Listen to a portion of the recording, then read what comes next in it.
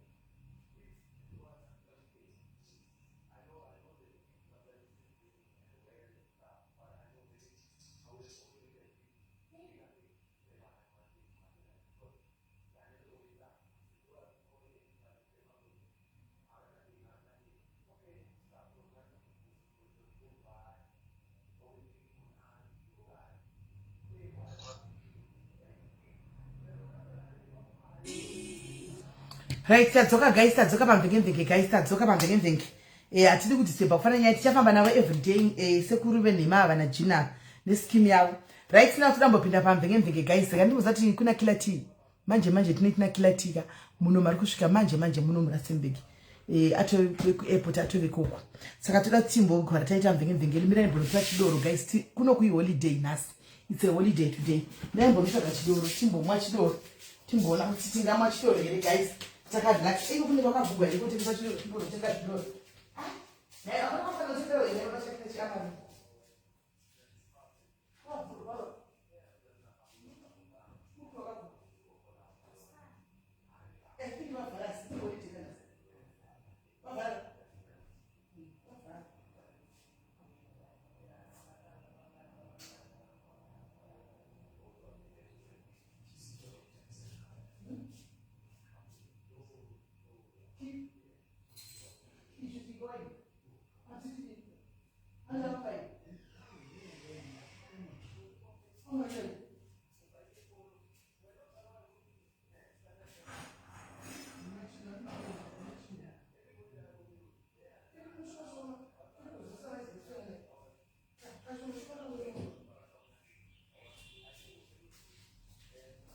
Makama amarula yangu bebe. Musani mwira amarula yangu please.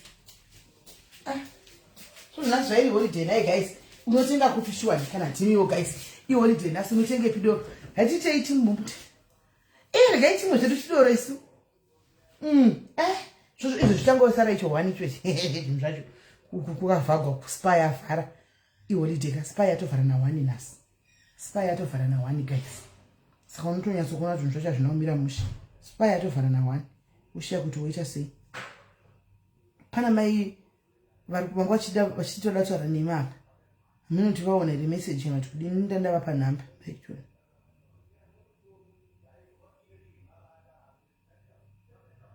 Shui. Chigemu chavuri da kutanga kaichi madiaries ka.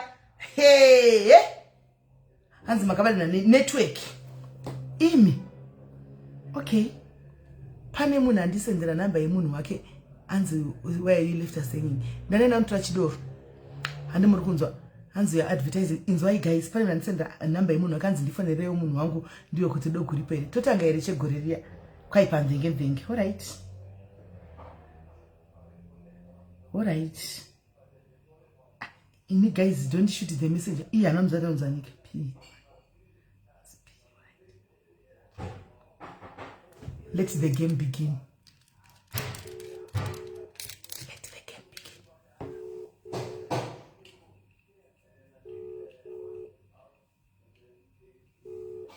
Hands up, DJ. Hello. Hello. Sorry. The phone I see you lock phone number 1 diva.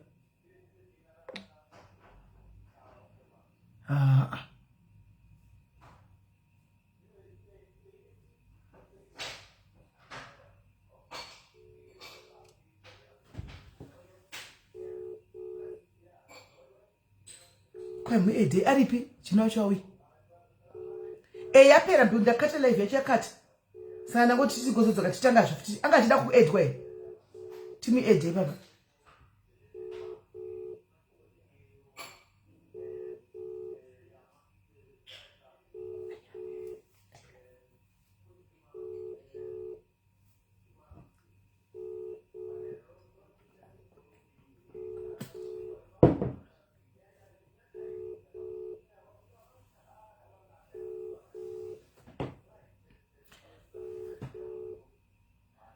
munhu wako asi kubata foni handina airtime friend hanzi yesvikira topere muda tikontinue yesvikira here aiwa handindaita mistake panzi madima muedhe tanzoside rake tichipa mbavha here tijustify mbavha here naimovi ngauye ndimuedhe tijustify mbavha tojustify chiko pambavha muda kujustify kwachine mbavha tiva entertain vana mbavha muda tindire mberi nembavha here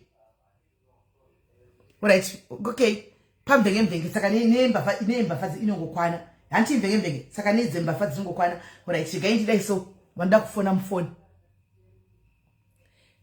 yesi kari bullet mirandise nhamba mufoni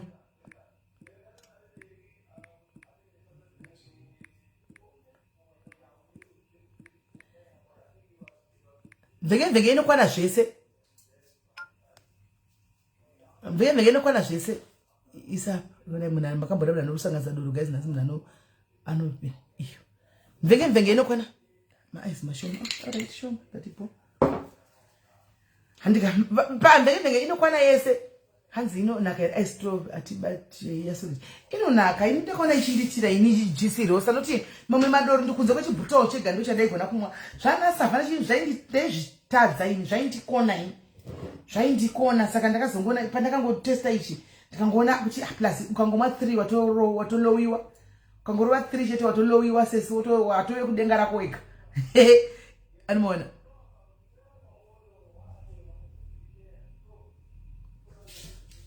right hanzi yesolid takataura nezuro wani hamuna kuwa yesolid zuro hamuna kuinzwa yesolid zuro ketifone solid yacho munzi solid haana kutaura solid akatataura nyobvo nezuro kuna mai mazowi nhasi tomufonera tiri sumira itoni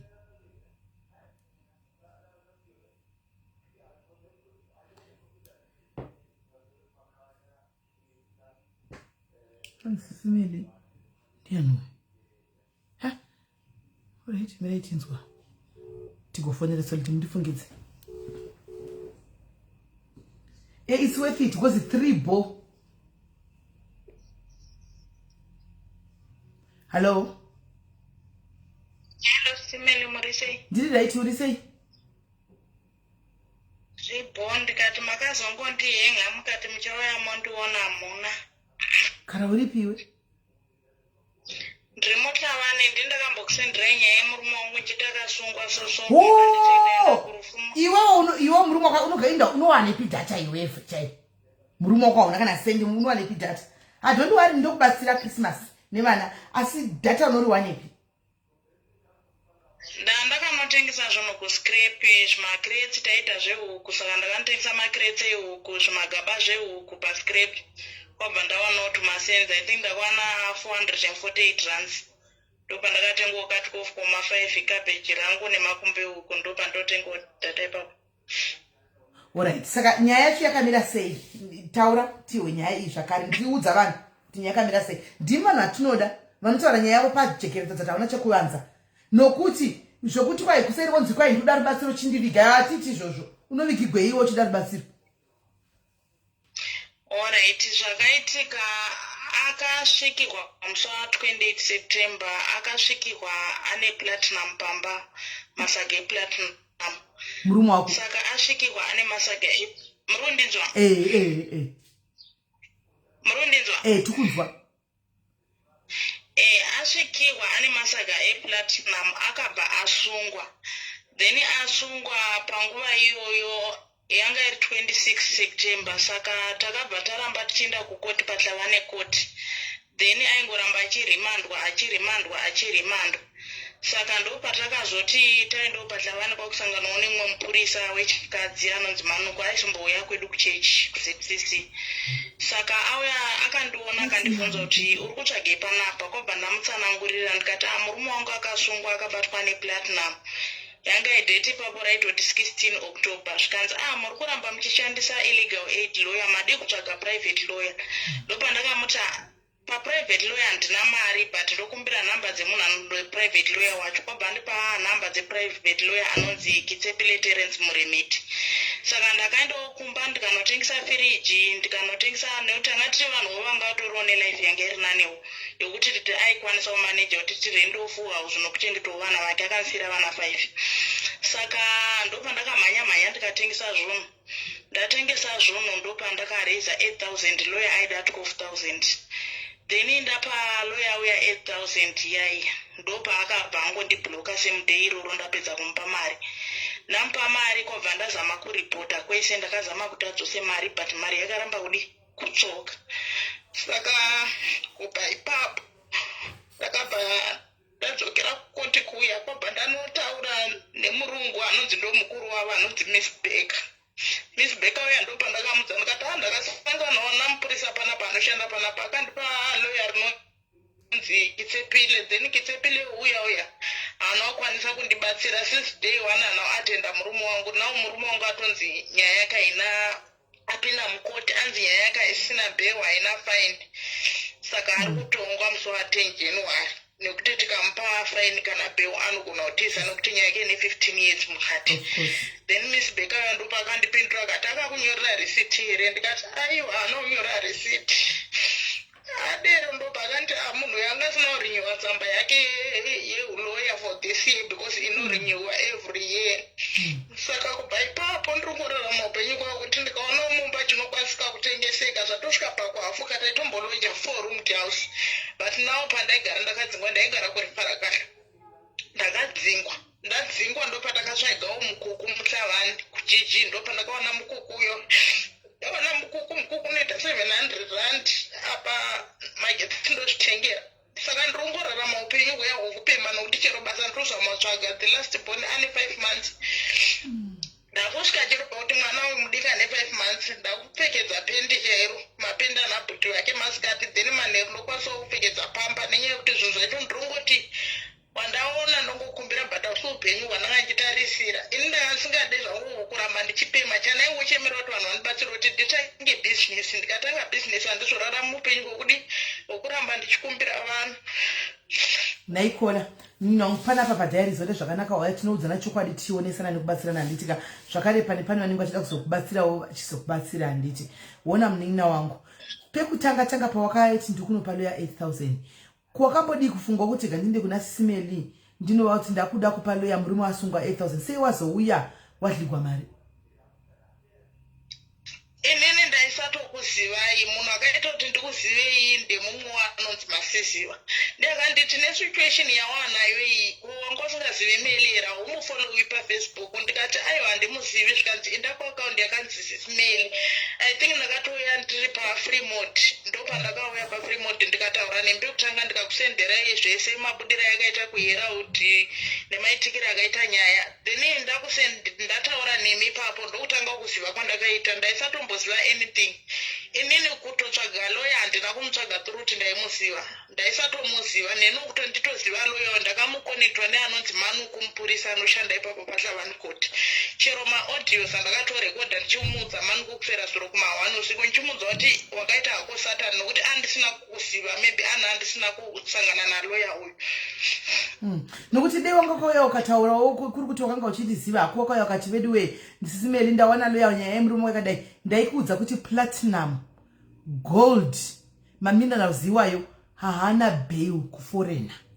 Ndaitokuudza kuti usadhirwe mari haana bail because right now zvachoka nemurume wakakatasana 15 to 20 years. Zvinhu izvo zvezvokuforeigner chero zvikaita sei chero bail munhu wemuna anogona kupiwa bail refree but foreigner haripi because it's a big case. But iye munhu wemuna chochoka musi wanoenda nosvika chingomvanyu akarivara haina bail. Saka mubvunzo wangu uchiti woti une makore mangani? Ndine 31 years. Hey, pa 31 munin'ina wangu ngova nevana 5. Ndine vana 5. First born ndowa 2012, then second born ndowa 2014, third born ndowa 2019, then fourth born 2021, last born ndowa 2023. Wanga wagere zvakanaka shoko nochita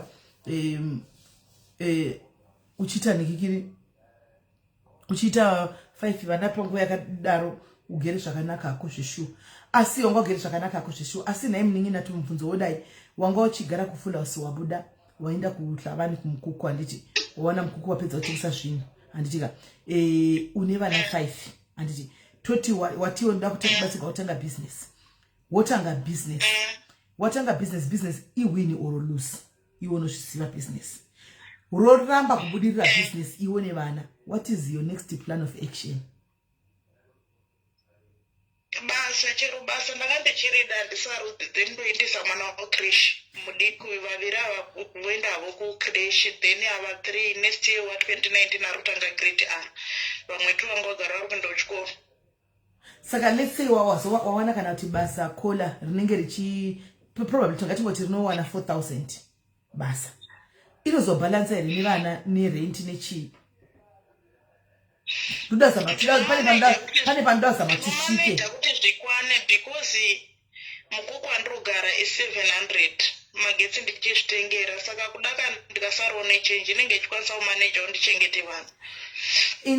Intombi yenhle inonetsa iyi akatobatwa in possession of masaga eminerals kumba kwake chero ukatsvaga defense lawyer rakaita sei mumba ndomangari chero ukatsvaga evidence iripo iri ti ende unotoziva kuti iminerals iyi yanga iri first offender remunhu wakati akambobatwa yanga iri first offender but vakatoramba takazama zvese takazama but vakatotaura kuti haina fine haina bail. Saka lawyer akapedzisira illegal aid ndakazomuona after court ndikamubvunza saka 10 January anenge achinzi chii zvikanzi anogona kutorimandwa almost 2 years then after 2 years ozopuwa makore ake. Saka kana une mari kana pane zvokutengesa chiregedza kuramba uchitsvaga malawyers because uchapedzisira masara kusina kana wakushava chokudya chitongoti yawawana kana uchikwanisa kuwana business woita zvekuchatsvaga maloya munoramba muchidyirwa vachimunyepera itomubudisa nyaya yakadai haibudisiki because iwaye timo platinum province ndo inoweta kuti nzi platinum province unomunotoita exactly munhu yeye akakudza chokwadi chisina kana chii munhu yeye loya yeye ndiye munhu akubatsa kudza chokwadi asina utsinyi ndiye munhu akudza chokwadi chako chako tiri muplatinum city muno kuwanikwa une zvinhu zvakadaro jera hauri budi zvokutodaro chero zvaita sei but now mubvunzo wangu umwe ozoti naikola kana tikuonesana ndizivi une vana right now zvinhu zvinotomira zvakanaka gore rapera hauna kana basa hauna kana chi vanhu vanotogona kubatsira zvokutodle nevana paChristmas andika after Christmas utsvaga kuti basa wodai wozodina meno anditi ko hazvisi easy here kuti uindise vana ava kumusha. Chinoitika murume wangu munhu kuti munhu akasvakwa ari 1 haana mai haana baba haana zvanzi haana chi angosvakwa ari 1 kuside rake akazvimiririra then kuti inini ndina mai nababa but sofa mai vangu ini munhu anotoendawo kumbari vane musika wavo kumbari vanotomukira pamba panongori nelast born wari for muti wari kutoendawo kuchikoro baba wangu munhu wokuti ari kushanda security saka chero ndikati vaende kumba hapana munhu anonokwanisa kuti agare navo avachengete that's why ndaingoita vana vangu ko iwewe kutakura vana vacho woenda kumba unoita business yako uri kumba kana kuri kokuti ndawana help inokwanisa kuti tinotanga zvokuita tiri kumusha because takatombotaurawo izvozvo iye murume ati ko ukaenda ako kumusha nevana ndopakazodzoka kuti so ina handina anondiona hapana anodi saka madingozama kutsvaga basa muri munomu kuti wandiwanawo anondishanyira nokuti since day zvekushashanyigwa zvisina basa kola takutarisa iwe nevana murume can survive murume can survive achitoutomudza kuti ndakuenda kumba nevana murume can survive achitoziva kuti murume at least mukadzi wangu ari safe ave kumba pane kuti uzoenda everyday chimuchemera kuti handina chekudya nevana munhu tozomuuraya nestress aishandepi murume wako vaitongoita izvozvo zveplatinum taimboita zvehuku before saka ndopavakangozopinzwawo nevamwewo zvikanzi achikorokoza chiri kuitisa mari kwabva vapinzwawo mumadhirazvo kutangawo 2 years back idzi ndo zvatata kurarama nazvo vasiya zvehuku vasingachaiti zvehuku taimbochengeta mabroilers endi makatombodla 2 years muchingobudirira ndozvavangu vari kuita pa2 years idzodzo but iwe muningi namurume wako achiita zvinhu sezvi waiti akanga achiudza kuti zvinobvumiswe iye aitwa zviva kuti zvaisabhomi but ndoona sokuti zvinhu izvi zvakaitwa through pane akakwenyera nokuti ivo bhesi ravaipisira zvinhu zvavo zvaiva nemasets avo ekupisira zvaitogarawo pakatovigwa pekuti waisatombofungidzira but mavheni masvikira avakaita vanhu vaitongoziva kuti vari kunowana zvakati nezvakati nokuti havana kumbosvika vachiti tiri kutsvaga nhingi vakangosvika nokutongovaisa mahandcaf vachipedza ipapo kwabva vatongoti vhura pakati tida kuona vhura pakati nokuti imba yataigara yanga ine marumu akasiyana but rumu yaigara zvinhu izvi yaigara yakakiiwa tichitoti hatiishandisi but vakatosvika pakumuti kana usingadi kuvhura takuigwejenura ndopavakazowana zvese zvingorimo mukati. Akatengeswa nevamwe vake akatengeswa nevamwe vake saka pamari platform ine mari kasha pamakamboita mari masura muna kana mbosevha kana tumbijani ine mari takatotenga stand kwarari kubudiriro tikatovaka itongoriwo 2 rooms but yanga isati aine property ingoriwo 2 room yakangosiiwo yakangofa kwado isina chainacho saka uri kugara kakola uri kugara munini wangu kuZimbabwe you have somewhere to set nokuti kana uchitima kaisa 2 rooms chete mukatotenga stand mukate 2 rooms pane yard yekuzovaka ipapo chikwere chako chogu ndopoonesa chikwere cheugu ipapo wochitanga futi cheugu izvo waizvita kuno uri payadhi pako nevana uri pekutotangira kola umwe andoti ndakana pekuenda uchanga 2 rooms kubudiriro ikoko ndokwandakavaka pancho rine magetsi nemvura pana magetsi nemvura kumanewstands iwa zvemagetsi unozongonoona vamwe vari kwari kurarama wani unozongone kutamba waveko ndokontoita mari yako ikoko uzobvenzisa magetsi acho ikoko kana kusasola waveko enda kustand saka let's say iwo unoda kuwaona manda kubatsira unogona kuita business rei chero zveuku izvozvo ndoenda kutanga zveuku ndopasina saka huku dzacho ungadangani kana uchida kutanga huku chero 100 broilers nenda tofumuka saka 100 broilers dzinoita mari nai paitawo munin'ina panapa ari kutsvagawo rubatsiro murume akasungwa ari kuti ari muno muRustenburg ndo maari kumwe kunonzi kumajiji uko ndoko ari kuti hanzi unonovhura mabranch izvi ko patichongura vhurita nyaya mabranch iko mabranch iyi ndozvandikutaura ari hanzi zveuku zvinoda mvura nemagetsi ko zvazviri kunzi zvinoda zvemvura nemagetsi saka unenge uita sei pamvura apa nemagetsi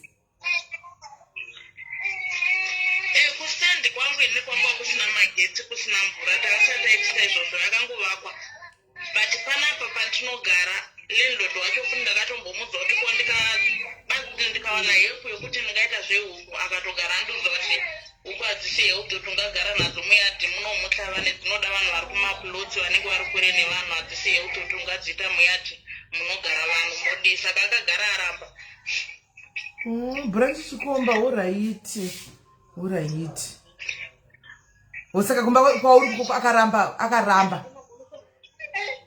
ndakatombomuonesa kuti ko mukantine ndikawana hangu anondibatsira kuita zvehuku because akabvunza kuti ko maimboita zvehuku saka izvozvika wagara panapa uchadzitira kofi nokuti panapa handidi huku manesti do dzinokonzeresa wema hadzidi yadhi inogara wakagarisana nevamwe mayadhi ari padhuze saka zvinenge uchitaka uchigara kumapuloti ndopandakamuta nditorihuku dzacho saka ndiri nevana sure hanzi huku 100 nechikafu chachona kusvikira dzava pa6 weeks dzinoda $400 guys kana pana anoda kuzibetserawo mai ava handimaona togona kuenda kwavari kuti munovaona kana muchida kuti tigoenda tigosvikako kumba kwavo ikengo kumba kwavo tononyatsoona situation yausara nezvayo muchivaonawo ivo mai vachona handitika vanokwanisa kuti Christmas inoi guys kuti muvabatsire vobatsirikana handitika kuti vakwanise kubatsirika nevana handiti vodya nevana ndofunga ndichavatsvagira zvikafu mangwana zvishoma zvokuti vadini vadyewo nevana Christmas yadai kusvika asi still zviri kureva kuti vari kuda pemari yestart $400 kuti vatange kana pana anoda saka madhairism muri kuti chini comment section let me read your comments let me see your comments kuti muri kufunga kuti moda kuvabatsirawo here mai hapana anoda kuvabatsirawo here nevana vavo pane vanoda kudii tozvidohusatsi saka izvozvi madheri nhasi zvikoma mwana ari kutodika sadza nekabeji makusenta bika poto yeporridge.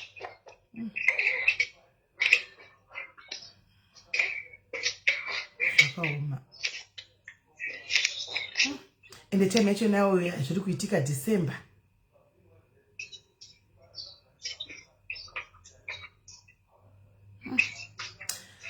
Right guys, titaurai tinzwe pane tingawabatsirawo sei mother. Anzi ngaende kuZimbabwe please. Vari kuti vakawana help kuZimbabwe vanoenda. Vakawana help vari kuti kuZimbabwe vanoenda havo. Apana vanonotanga panyuwana zvina basa asi at least kuZimbabwe vanenge vari safe than muno. Vanenge vari safe than muno. Hands I'm pledging. Thank you Melody. Thank you. Right. Ni ari kupiko mirinda muona mu comment section. Yidha ndakuona in comment section. Aisiri yo comment ndiri kudai. Iri kupi comment ndiri kudai. Pane muna pledge $50 ish ndiyo ndiri kudai. Right. Maadmin ashakura ari kuwezhuka zvachirasha musi wakapfeka mama accounts avo. Ndambona Yidha ndiye akapfeka account yeDiary State.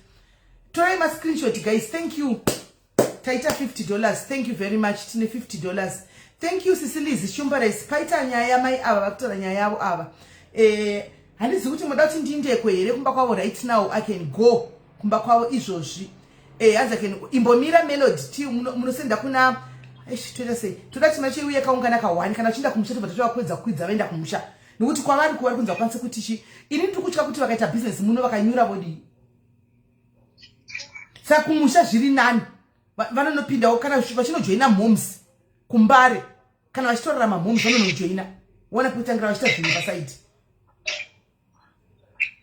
andimaona saka ndisi kuziva papa moti don't fire me SIS MELLY kandi nokuti uniko chimbo kanzi go and see SIS MELLY toindako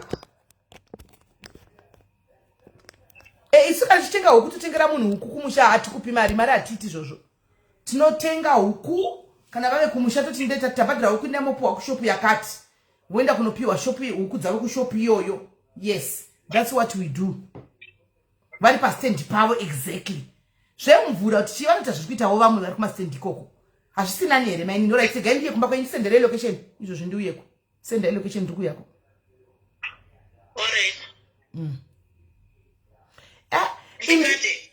Kati musende location. Imise kuri svikire misana ineni wona vakunsendera message wona. Vakusenda message.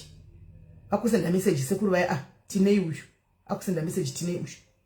Kwanzi vana kunyeba SIS MELLY anambosungwa hauna kusungwa ndiwo ngochitora neni ngikiri ne wongochitora neni uyu ne WhatsApp tosata na kusungwa kutsvaka ndinozvienda over kumapurisa kwada kuti kuregerere koendiendo self over to the police. So guys regai ndipiwe ndakwenda kwatika toita left chinda kwanditi takuita left chinda kwanditi